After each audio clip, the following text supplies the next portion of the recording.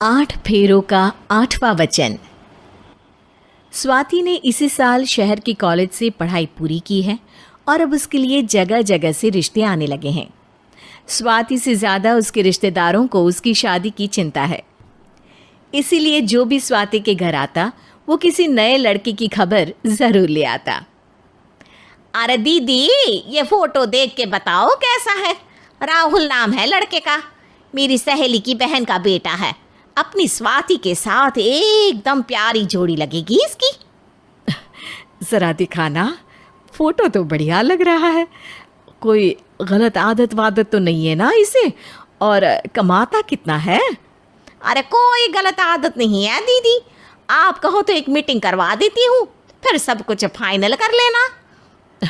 हाँ हाँ, ये सही कह रही हो तुम। संडे को स्वाति के पापा भी घर पे ही रहेंगे। बुआ फिर वहाँ से चली जाती है और रात को स्वाति की माँ उससे कहती है, स्वाति बेटा, आज कमला बुआ ने एक लड़के की फ़ोटो दिखाई है। संडे को वो लोग मिलने आ रहे हैं, तैयार हो ना तुम बेटा? अरे मम्मी, आप कहाँ कमला बुआ के चक्कर में आ जाती हो? अभी इतनी जल्दी कोई शादी वादी नहीं करनी है मुझे। अरे बेटा, अच्छा लड़का है, बुआ जानती है उसे अच्छे से। हाँ स्वाति बेटा, एक बार मिल तो लो, बाद में देखेंगे आगे क्या करना है। वैसे तो कमला रिश्ता लाई है तो मना करने का तो कोई सवाल ही नहीं उठता। संडे की सुबह होती है और कमला बुआ राहुल और उसके मम्मी पापा को लेकर स्वाति के घर आती है। अरे आइए आइए भाभी, इसे अपना ही घर समझिए, इनसे मिलिए। ये मेरे भैया और ये मेरी भाभी हैं। नमस्ते भाभी जी, ये है हमारा लड़का राहुल, सरकारी नौकरी की तैयारी कर रहा है ये। वैसे आपकी बेटी कहाँ है? अरे स्वाति बेटा, बाहर आ जाओ। वैसे कितनी पढ़ाई की है स्वाति ने? जी, पोस्ट ग्रेजुएट है हमारी बेटी साइंस में। ये सब तो ठीक है, पर घर संभालना जानती है या नहीं? हमें कौन सी इससे नौकरी करवानी है, नौकरी तो मेरा बेटा करेगा ही। पर मैंने इतनी पढ़ाई की है और आप चाहती हैं कि मैं घर पर ही बैठी रहूं? अरे स्वाति बेटा, ये बड़ों की बात में तुम कहाँ बोल पड़ी? हम सब देख लेंगे क्या करना है क्या नहीं। हम तो इसी बात में विश्वास करते हैं कि घर के लड़कियां घर में ही रहे तो ज़्यादा अच्छा रहता है। वरना भाई साहब, आप तो आजकल के हाल जानते ही हैं, कितनी घटनाएं होने लगी हैं औरतों के खिलाफ। स्वाति बेटा, रसोई का काम तो पूरा जानती हो ना? शादी के बाद तुम्हें ही संभालना है वो सब।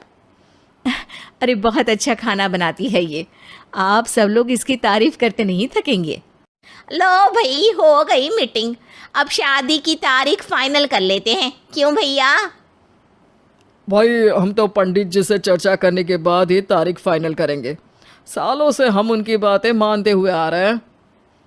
लड़के वाले और कमला बुआ की बातें सुनकर स्वाति एकदम नाराज़ हो जाती है और उसे लगने लगता है कि शादी के बाद उसे घर पर ही बैठना पड़ेगा। लेकिन घर वालों के आगे उसकी एक नहीं चलती और उसे शादी के लिए हाँ कहना पड़ता है। शादी का दिन आ जाता है और सब मंडप में जमा होते हैं। अब फेरों का समय हो गया है, अब कन्या अपने वर से 7 वचन मांगेगी। आप किसी धार्मिक आयोजन में जाए तो मुझे भी ले जाएंगे। आप मेरे माता पिता का भी बराबरी से सम्मान करेंगे, हमेशा मेरा साथ निभाएंगे। आपको दोनों परिवार की जिम्मेदारियां बखूबी निभानी होगी। हर ज़रूरी बात में मेरी भी राय लेंगे। आप सभी गलत आदतों से दूर रहेंगे। आप मेरे अलावा किसी और औरत से कोई गलत संबंध नहीं बांधेंगे। ये 7 वचन पूरे हुए, वर क्या तुम्हें ये सारे वचन मंजूर है?